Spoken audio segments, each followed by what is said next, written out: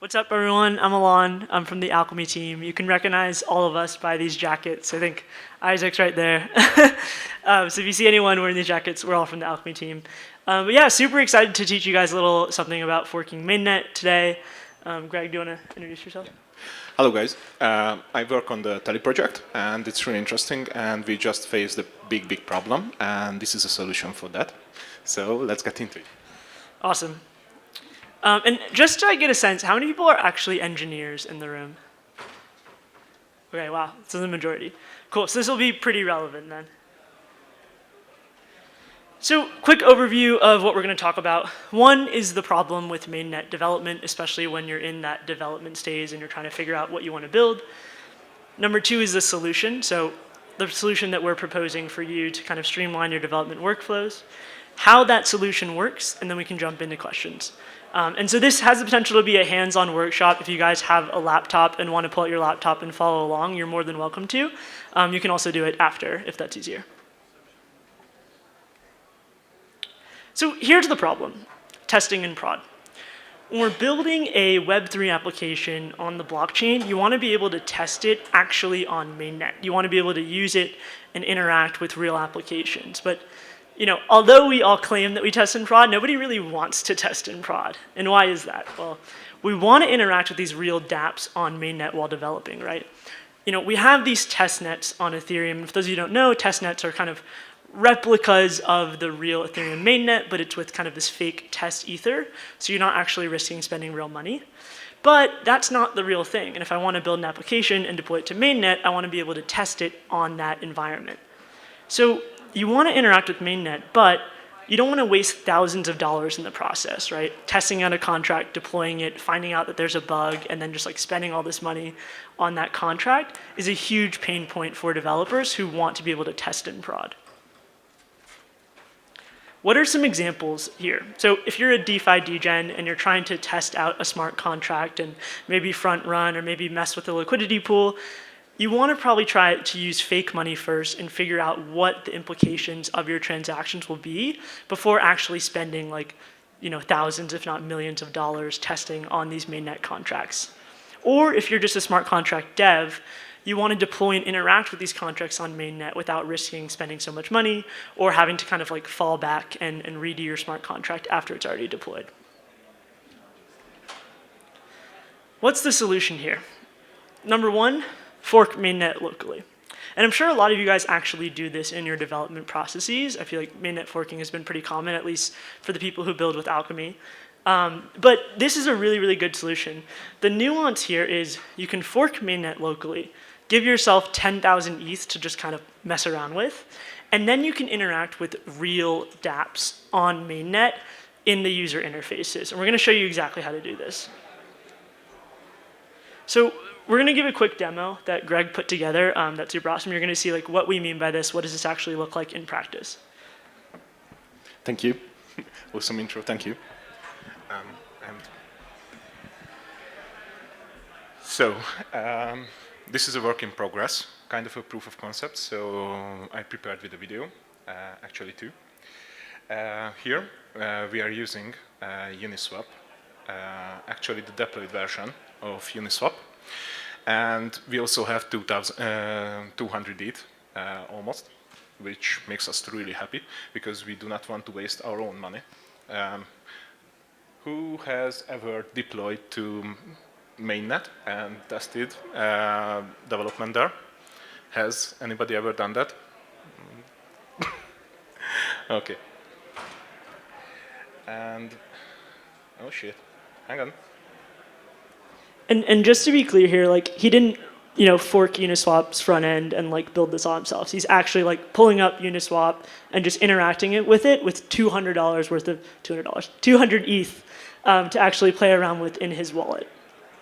Yep. And doing the same on ChaosSwap, wrapping ETH into WETH. So you can see that we are actually interacting with deployed contracts. We are signing transactions with Tally Wallet, and we are doing whatever we wanted. Oh shit. That's good. Okay, this is not getting better.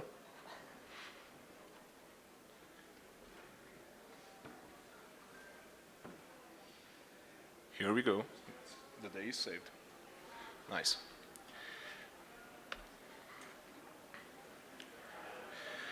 Okay, it might not be a big deal, but it actually is. So a bit of idea, how does it work behind the scenes? So we use Hardhat to fork Mainnet, and it was a lot easier a couple of days ago. I mean, until Sunday, or Saturday or Sunday, because then, for some reason, forking Mainnet with Hardhat, anything other than 1337 chain ID started to kill the process, and the fork just became unresponsive. There was all this buzz about this issue in Discord, in Scaffolded, Telegram, and whatnot. So I was just like, shit, okay. I'm about to present something to you, and the main feature that I was building my presentation on is kind of broken. So why not create a workaround and let you still use it. So for this, I had the mainnet fork, 1337 chain ID. Obviously, we have our favorite hacker wallet, Tally, and we have our live dApps. Yep, so the chain ID problem. Actually, Hardhat has a really good documentation. I recommend it to everybody. Okay. So how did I work around it? I kind of implemented man-in-the-middle layer in Tally, but a bit more about it a bit later. But first of all, for this to work, you need an archive node, which led us to this co-production. Yeah, so Alchemy is really where the archive node comes in. Alchemy provides free access to archive nodes on all accounts. And for those of you who don't know what archive nodes are, they give you access from like all of the early blocks, right? So most kind of standard nodes, fast nodes, give you access for the most recent blocks, but archive nodes say, I'm going to give you data from block 0 to latest. So you get kind of the full picture. These can cost $200 plus on a bunch of providers and can cost thousands of dollars if you're trying to spin them up yourself, in addition to 3 weeks to getting them to actually sync. So with just literally like 30 seconds, you can get access to an archive node immediately. And that's really what allows us to fork mainnet, right? So we're literally saying, hey, mainnet from block 0, from Genesis block, to the very, very last block that just got mined. Let's copy all of that and then port it over locally. And so Alchemy kind of allows us to do that. So the thing is that I'm in crypto space for like 6 or 8 months. So I'm a kind of newbie in that sense. And it was so shocking for me that there is not a solution out there. So my initial idea to solve this problem, private mainnet fork as a service. And Google did not show up anything. And this might be a feature. Yeah, stay tuned. So then I started to go into crypto, and I started to realize that we are in the golden age of technology, where it's kind of like a wide, wide west. And all the things that I got used to in Web 2, it's not there, or we are the guys who are building it. So we got to building it. So, yep. With Tally, what you get in this solution is all dApps and everything will perceive your wallet as connected to mainnet. But because of this Hardhat bug, I had to transform the outgoing chain ID to be 1337. And it's kind of like a proxying the chain ID. So dApps is a mainnet connection, but you also have your balance in your wallet. And the chain receives the correct chain ID, so it doesn't tell you that you should not do this. It's kind of transparent. Sometimes it works. Hopefully, later, after this conference, I get to create a PR for Hardhat to fix this bug, so we can remove all of this extra complexity. But the main idea will persist. So usually, other wallets do not allow you to create a private mainnet or private fork with chain ID 1. And Tally will let you do that. So you can use it as a dev wallet, and you can use it during development, and our purpose is to make your life easier. Yeah, and just to quickly piggyback off of what Greg means here. So when this happens, our wallet is reading from this local copy of mainnet, right? This one that we just copied down. And when we interact and connect that wallet to something like Uniswap or literally any dApp that you want to interact with, it thinks that the real mainnet is the one that it's reading from. So all of a sudden, my wallet has 10,000 ETH in it, and Uniswap is like, cool, that's mainnet. Like, here, go buy this ETH, go buy this thing. And you can deploy transactions. Obviously, they don't get mined on the real mainnet, right? Because our version of mainnet is this local fork that we maintain. So this is super powerful. Now you can kind of interact with these apps as they would be on the actual mainnet, but you're using this local copy, and Uniswap has no idea that it's not actually the mainnet. Yep. So we prepared a bit of hacking time, and as good engineers, it's mainly located in a GitHub pull request. So does anybody want to follow along and try it with us? Okay. And just a heads up, sometimes it works. This thing depends a lot on current network connection, on our current state of the local fork. So this is not hardened. Yep. So real quick, is the general premise that you're just like, you're forking the wallet to push the mainnet chain ID to the app? So you're just telling the Uniswap app, this is chain ID 1337? No, I'm telling the Uniswap that it's chain ID 1. Chain ID 1, sorry. Yeah. Yeah, so most wallets don't allow you to change chain ID 1. They're like, chain ID 1 is Ethereum mainnet. You can't set something else to chain ID 1. And what Tally allows is say, hey, yeah, you can change chain ID 1 to a local copy, a local fork of the blockchain. So you can't do this with other wallets besides Tally, because Greg made a PR to Tally that says, hey, switch local chain to 1 so that we can start to trick these applications into thinking that we're actually interacting with mainnet. So you wouldn't be able to do this on other wallets, just to clarify. So it's like man-in-the-middle fiddler, and you're just addressing the port. Exactly, yeah.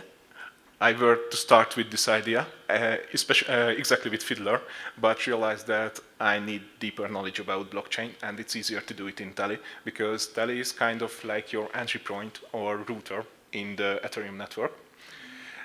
So it just made sense, and it's JavaScript.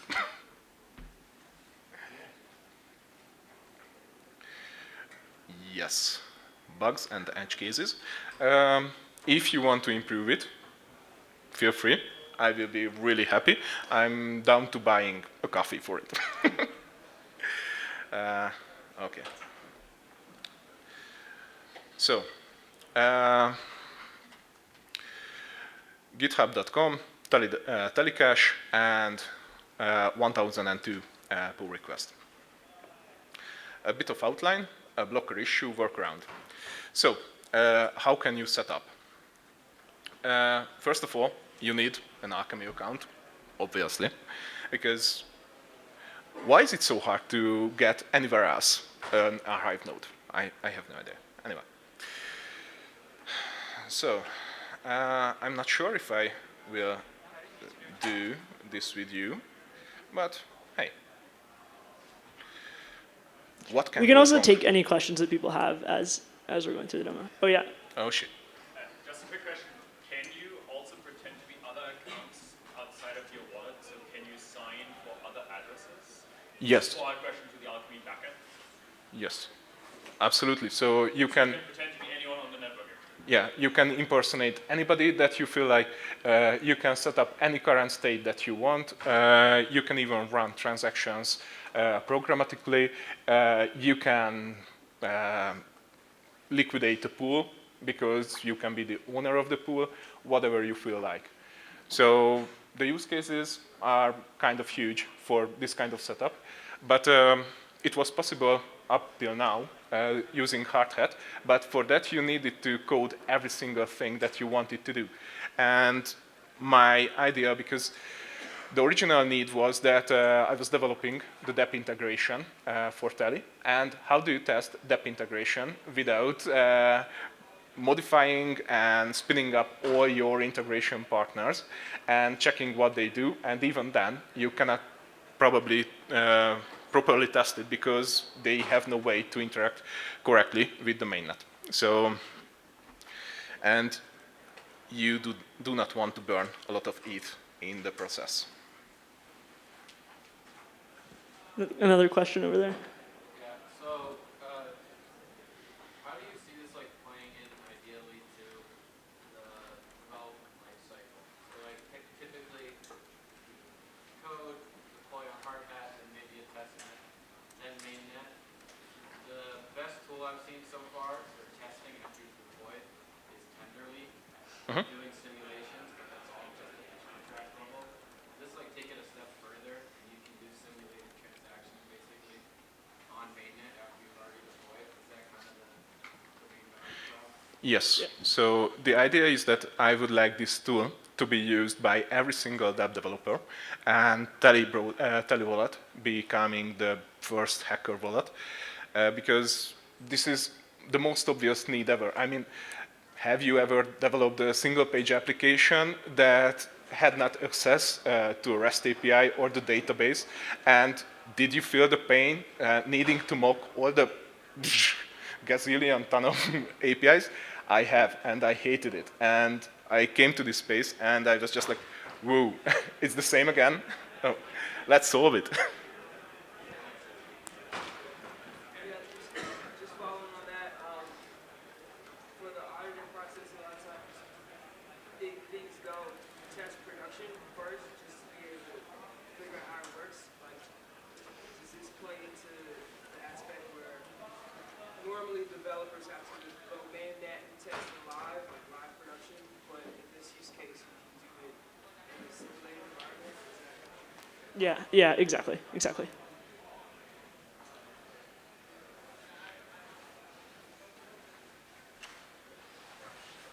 Any other questions you have? What about like indexing in the backend? What do you guys recommend for that?